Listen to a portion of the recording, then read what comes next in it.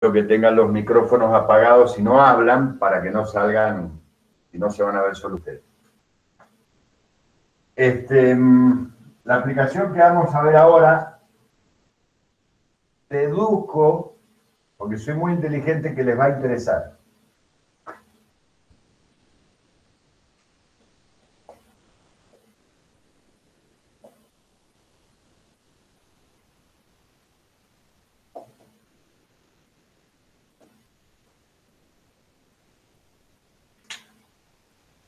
¿Me equivoco? ¿Les va a interesar? ¿Conocer la dinámica de las epidemias?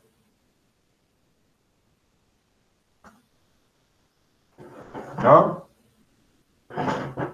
Ah, ¿vieron como yo les dije que esta clase les iba a interesar? Bien. A ver.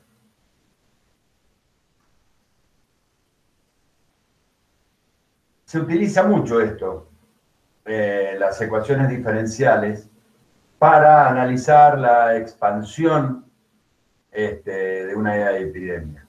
Por ejemplo, la que nosotros estamos viviendo en este momento. De alguna manera nosotros ya hemos visto ecuaciones que definen el crecimiento poblacional, como es la ecuación logística. Y esta vendría a ser como una extensión de eso, porque también es el crecimiento de una población de gente que está infectada o enferma. Así que más o menos puede, pero para poder hacer el análisis como corresponde, debemos establecer ciertas hipótesis de trabajo, ¿sí? Entonces, nosotros vamos a empezar por dividir la población que tenemos en dos grupos, dos conjuntos disjuntos, es decir, que no tienen intersección. Vamos a llamar S de T al conjunto de toda la gente sana, ¿sí? Pero que es susceptible de enfermarse, que puede enfermarse. Vamos a llamar I de T a la parte de la población, al conjunto de la gente que está enferma, ¿sí? O sea, que se han infectado. De tal manera que la derivada de esta I de T, de esta función, me está dando, ¿qué cosa? La variación instantánea de la cantidad de individuos que se contagian. ¿Sí? Bueno, si estos dos son los conjuntos disjuntos en que yo separé la población, los sanos y los infectados, obviamente la población total va a ser la suma de ambos. ¿Sí?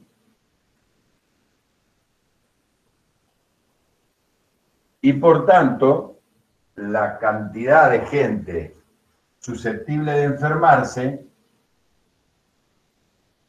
va a ser I de T menos P.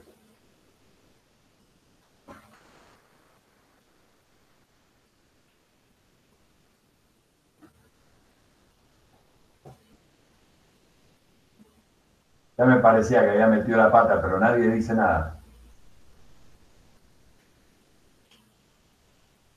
Nadie dijo, mató un gatito, Petro. Bien, entonces, ahora tenemos que recurrir a lo que se conoce experimentalmente, ¿no es cierto? Es que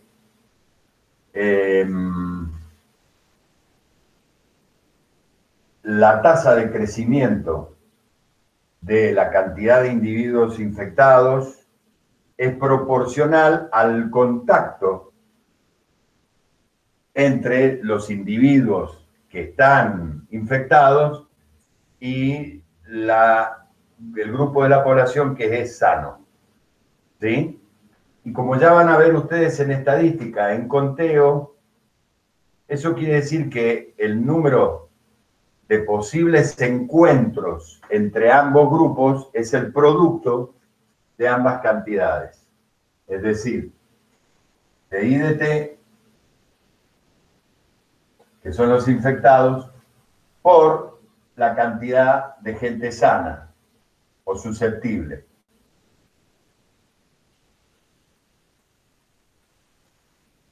Eso es una cuestión de conteo estadístico que ya lo van a ver. Con lo cual, yo puedo decir entonces que la variación de infectados en el tiempo, la tasa de crecimiento será igual a una cierta constante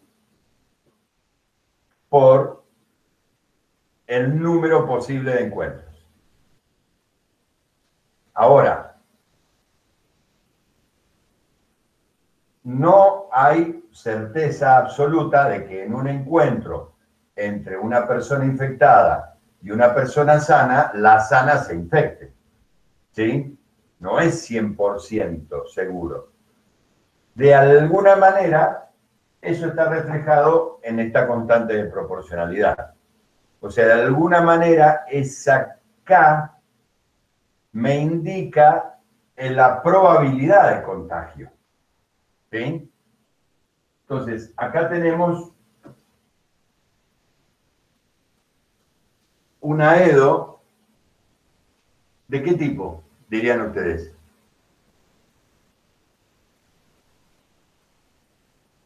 ¿Qué parece que fuera? ¿Puede ser lineal?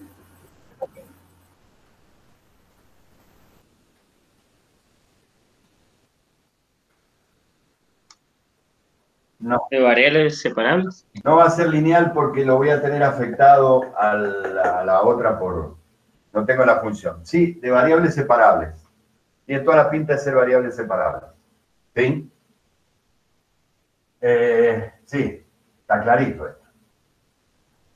Miren, ¿por qué? Yo hago d de I de T sobre I de T por P menos I de T.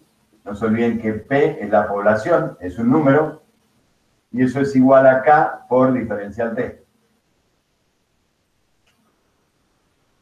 ¿Sí?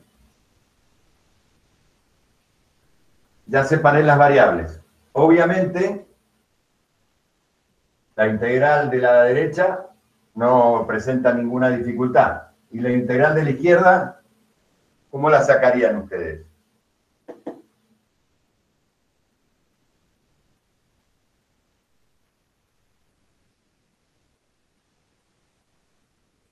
Se las voy a escribir más simple para que no, porque por ahí ya sabemos que los infectados es una función del tiempo. Entonces dejémoslo escrito así, así por ahí les hace más fácil el análisis.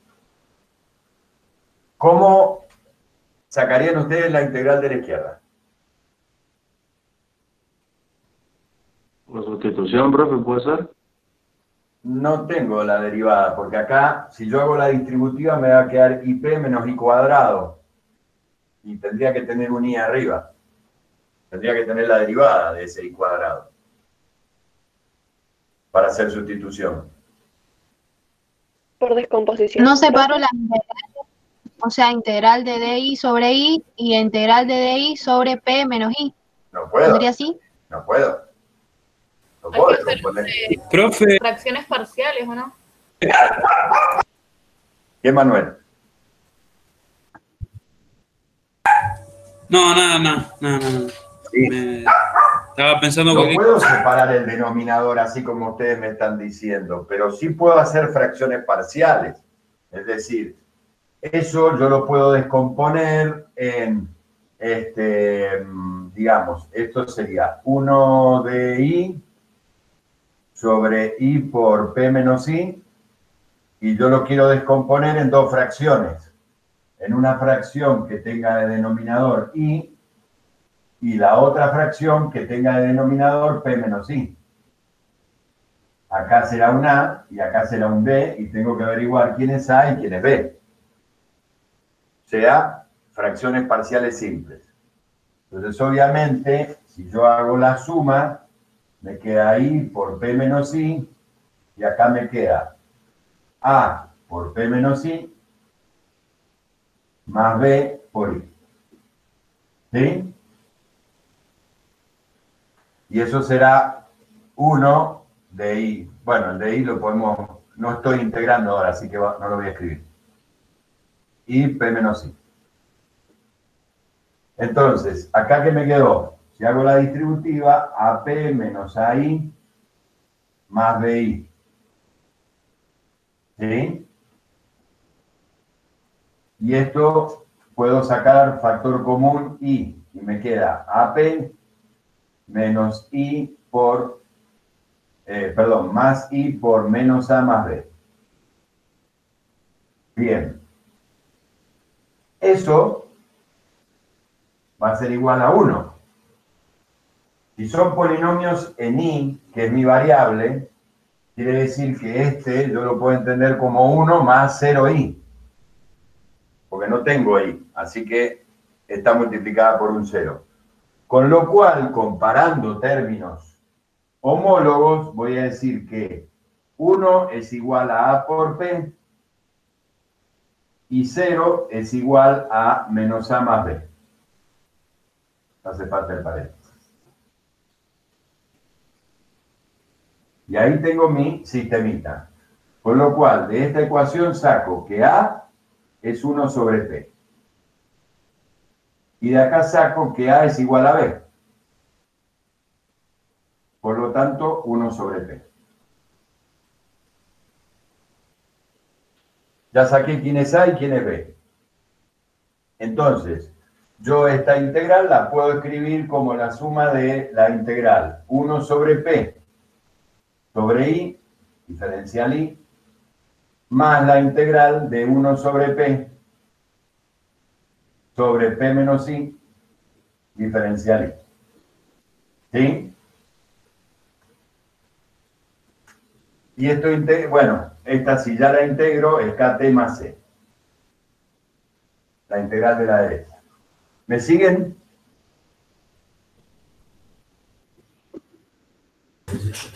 Profe, yo me perdí en la distributiva de donde es A por P menos I más BI.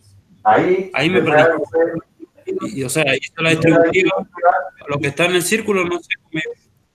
¿Cómo, Manuel? Hice la distributiva y saqué factor común I.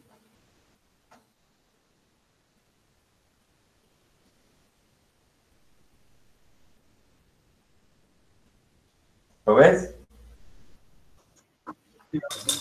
Sí, ahora Bien. sí. ¿Hasta ahí estamos, chicos?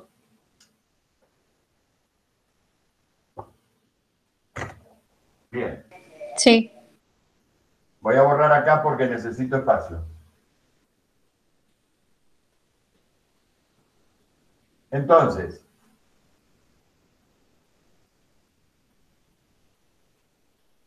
estoy integrando respecto de I. 1 sobre P es una constante. Y la integral de diferencial I sobre I es el logaritmo natural de I. Más 1 sobre P es una constante, sale afuera. Y la integral de 1 sobre P menos I, diferencial I, es el menos logaritmo natural de P menos I. ¿Sí? Y eso es igual a KT más C. O sea, puedo sacar 1 sobre P, factor común, y me queda logaritmo natural de I menos logaritmo natural de P menos I. Igual KT más C. Por propiedad de logaritmos, la resta de logaritmos es el logaritmo del cociente. Así que, si ya me queda logaritmo natural del cociente I sobre P menos I. Y eso lo puedo escribir como P por KT más C. Despejo ya la P. Acuérdense que estamos tratando de encontrar la función I. Siempre, la estrategia. Bueno, si aplico definición de logaritmo, acá me queda que I sobre P menos I es igual a E a la P por KT más C. Y como yo quiero despejar I, que es la función, voy a hacer lo siguiente.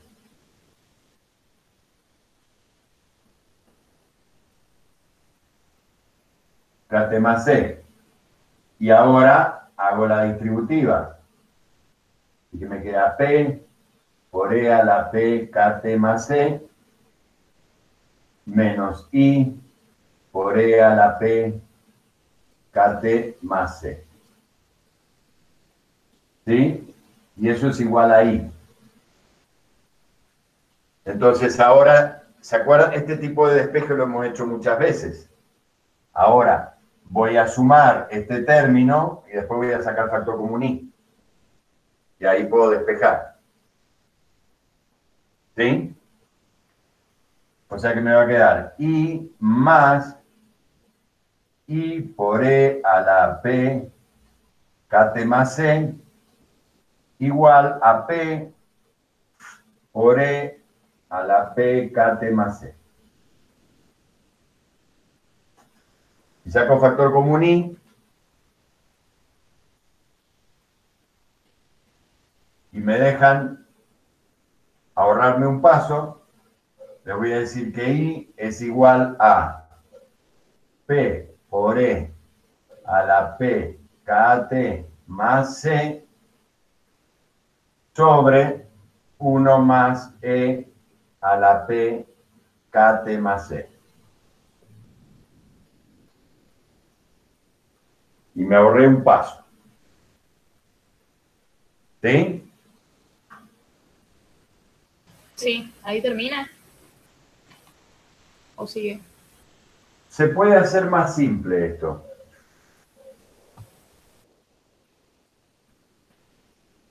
Se puede hacer más simple. Primero, yo puedo desarmar acá.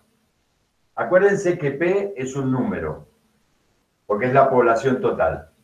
Puedo desarmar esta suma de exponentes, arriba y abajo, de tal manera que esto me quede P por E a la PKT por C. Y abajo, 1 más C por E a la PKT.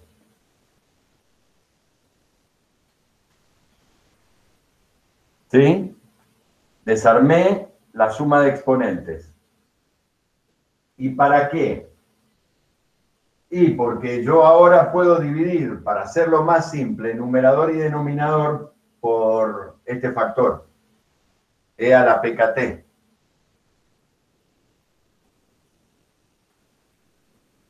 Si divido numerador y denominador por E a la PKT y por C, que lo tengo acá, arriba me queda P por E a la PKT por C sobre E a la PKT por C. Y abajo, 1 más C por E a la PKT sobre E a la PKT por C. Dividí numerador y denominador por esta cantidad. ¿Para qué? Para poder simplificarla ahí. Y acá, cuando distribuyo,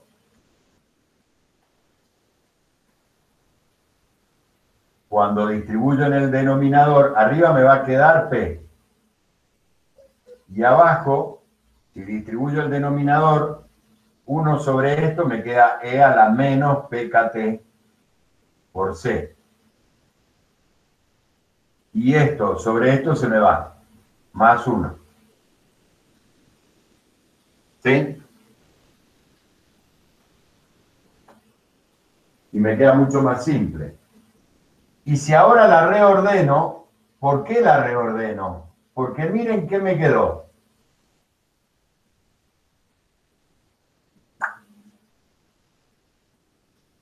Esa es la solución general.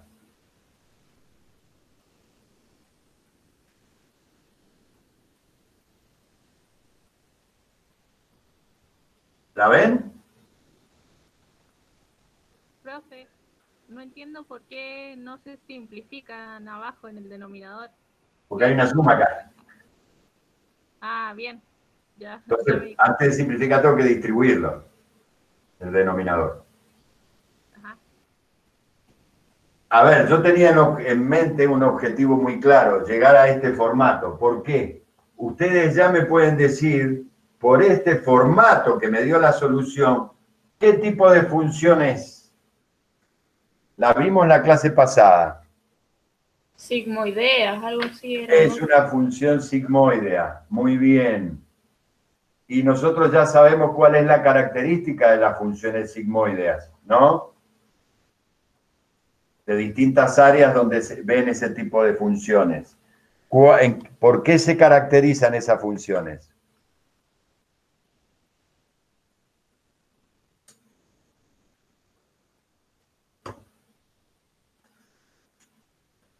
Tienen un crecimiento exponencial al principio y después se llegan a una meseta. Muy bien, Nicolás. Exacto. Tienen una gráfica similar a esa, con un crecimiento exponencial en un muy breve periodo de tiempo. ¿Sí? Bueno, ¿qué es lo que pasa con una epidemia?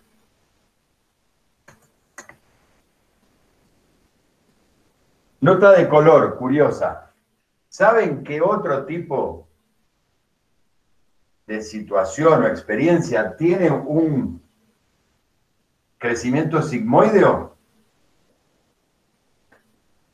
Que, a ver, que no tenga que ver con la ciencia de la salud, sino con las ciencias sociales. Las carreras universitarias. No, Nico. Las noticias en las redes sociales que se viralizan. Y de ahí viene el término. Como si fuera un virus. Tienen un crecimiento sigmoideo. Es decir, hay un primer tiempo de crecimiento exponencial, explota, y después llega a una meseta y desaparece. O sea que ese vendría a ser más o menos el ciclo de vida de los memes. Exactamente. Ese es el ciclo de vida de los memes, de los stickers. O bueno, agarrar los primeros stickers que tenés guardados y ya no los usaste nunca más. No aparecieron más. ¿Viste? Así se comportan las redes sociales.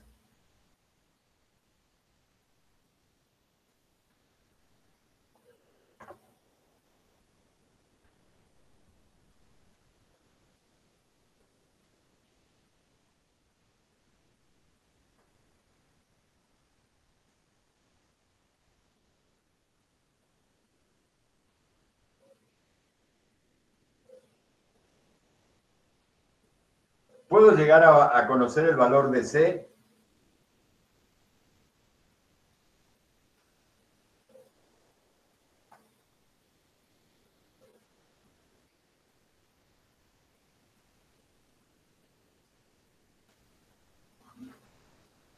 ¿Cómo, Paula? ¿Qué harías? ¿Qué harías, Paula? Para conocer el valor de C. Nos tendría que dar una condición, ¿o no? Nos tendrían que dar una condición.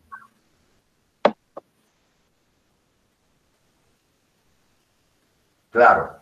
Es decir, por lo menos necesitaría saber en el tiempo cero, cuando se inicia esta propagación, cuál es la cantidad de infectados que hay. Para poder sacar de ahí la constante C. O después de un tiempo. Pero acá yo tengo dos incógnitas. K y C. Entonces, en ese tipo de problemas, donde yo aplique esto, tengo que tener dos condiciones de entorno. Para poder sacar las dos. Una es una constante de integración, pero la otra es K, que era la constante de proporcionalidad original, que tampoco sé cuánto vale. Entonces me deberían dar, por ejemplo, la situación inicial, que dice, bueno, qué sé yo, el primer día había un infectado, bueno, ya tengo I y tengo tiempo cero. y a alguna otra condición. A los 10 días había tantos infectados. ¿Sí? Entonces tengo un tiempo, tengo cantidad de infectados, ya saqué C, puedo sacar K. ¿Se entiende? Profe, me quedé colgada de algo. ¿Por qué quedó E a la menos P? Porque está acá en el denominador, porque cuando yo separo los denominadores, acá te queda 1 sobre E a la PKT. Por C, perdón. ¿Sí?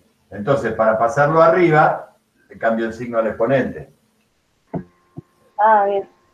Y 1 sobre C es un número, así que la puedo volver a escribir como una C. ¿Entendés? Bien. ¿Está entendido este tema? Después ustedes podrían, con algunos datos de la provincia,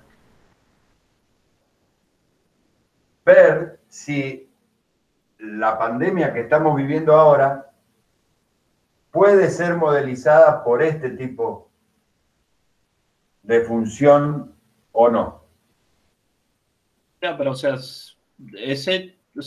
modelizarla con esa función no sería quitar el complemento humano de que somos bastante estúpidos. No, porque eso está considerado desde el principio cuando hicimos el producto que nos muestra la cantidad de contactos entre la gente sana y la gente infectada. ¿Me entendés? De alguna manera eso que estás diciendo ahí está reflejado en ese producto. Pero con 2 datos que tengan de tiempo de infectados, pueden acá sacar C, sacar K, y después proyectar, decir, bueno, a ver, en 6 meses, ¿cuánto sería la cantidad de infectados? Y ver si más o menos se está condiciendo con los números que tenemos. ¿Sí? Te lo voy a dejar de tarea práctica para ver si este modelo, o si, mejor dicho, no este modelo, si la pandemia se adapta o se puede modelizar por esta función. La pandemia actual que tenemos. Bien, ¿alguna duda de esto?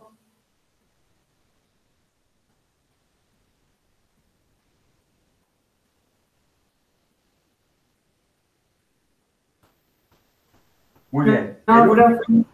El último tema que vamos a ver es la ley de enfriamiento de Newton.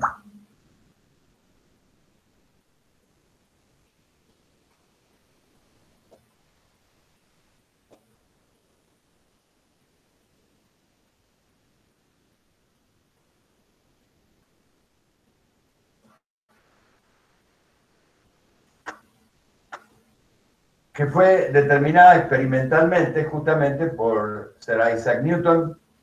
Está en el libro del Principia que estábamos viendo de física. Y el que encontró, fíjense que lo que encontró es algo muy simple. Es decir, la cantidad de calor que pierde un cuerpo es proporcional a la diferencia de temperatura que tiene el cuerpo y la temperatura ambiente. ¿Sí? Es decir, que matemáticamente diremos que la tasa de cambio de la temperatura en función del tiempo será proporcional a la diferencia que hay entre la temperatura ambiente y la temperatura del cuerpo. ¿Sí? Ya sabemos que la constante, que la proporcionalidad la transformamos en una igualdad multiplicando por una constante. Así que le podemos poner menos K por. Y porque nos conviene, como la temperatura va a ir perdiendo temperatura con el tiempo, podemos escribirlo así.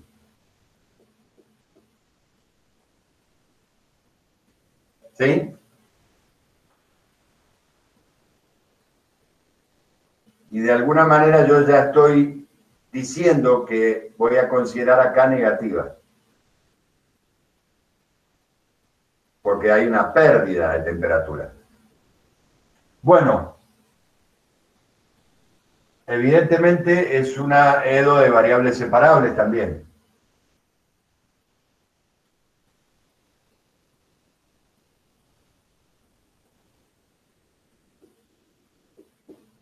Bastante simple. ¿Sí? Con lo cual, ya habiendo separado las variables, puedo integrar la integral de la izquierda, diferencial temperatura, ¿qué me va a dar? Acuérdense que TA es la temperatura ambiente, es un número. Logaritmo de temperatura menos temperatura de ambiente. Logaritmo natural de T menos la temperatura ambiental. Bien. Y esta me queda menos K por T más C. ¿Sí? Muy bien. Esta va a ser la solución general de la ecuación.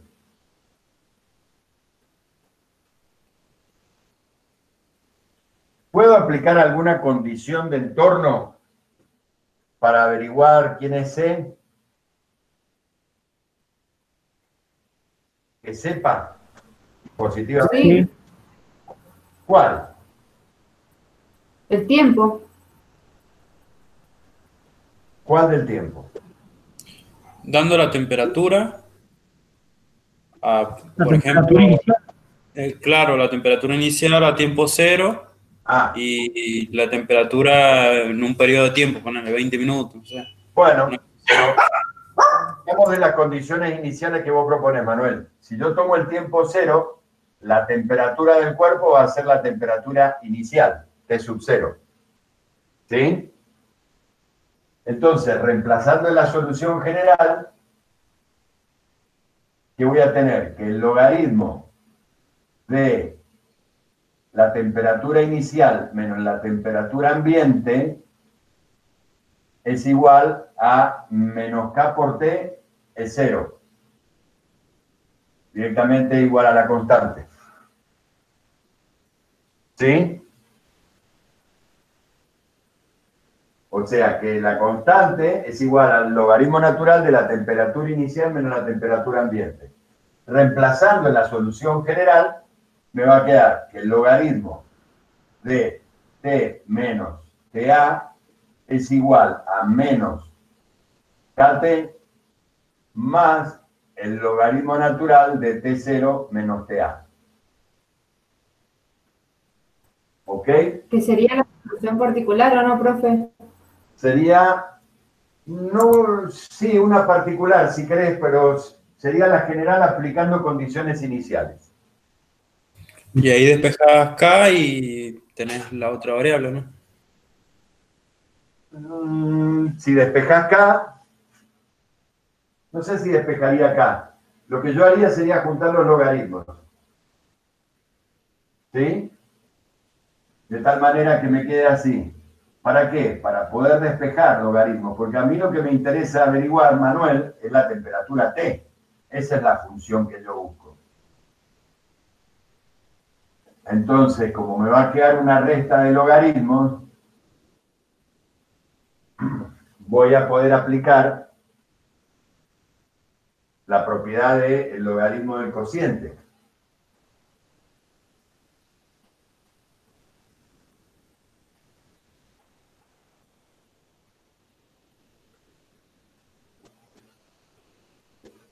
Entonces, por definición de logaritmo, este cociente me queda igual a E a la menos KT. Y como yo quiero despejar T, muy fácil. T menos TA es igual a T0 menos TA por E a la menos KT. Paso la temperatura ambiente sumando y me queda que la temperatura en un tiempo T va a ser la temperatura ambiente más T0 menos TA por E a la menos KT.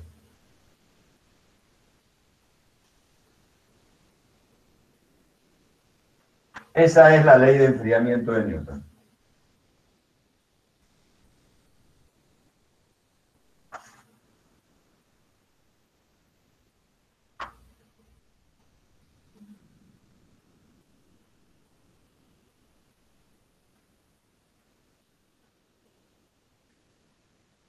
La ley de enfriamiento se usa, por ejemplo, en medicina forense, ¿sí?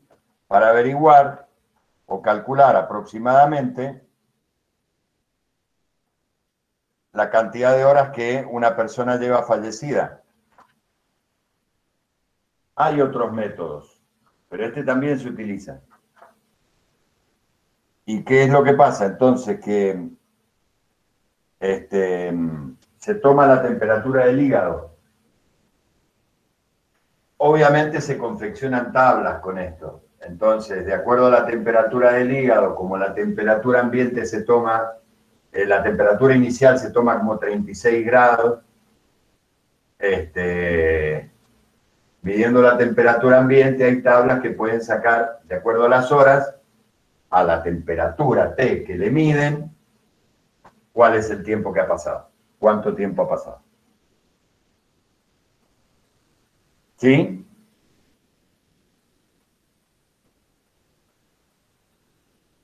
¿Alguna pregunta?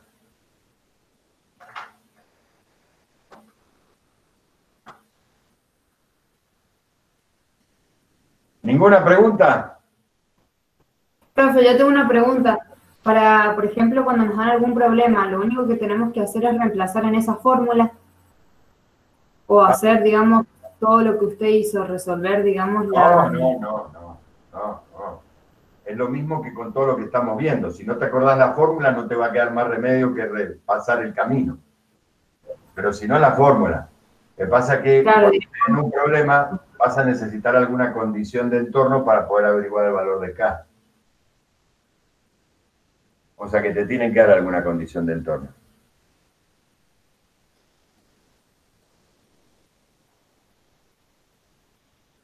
¿Sí?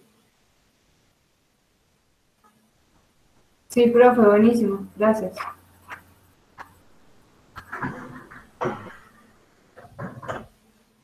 Bien. Acá terminamos con la unidad 1 de ecuaciones diferenciales y sus aplicaciones.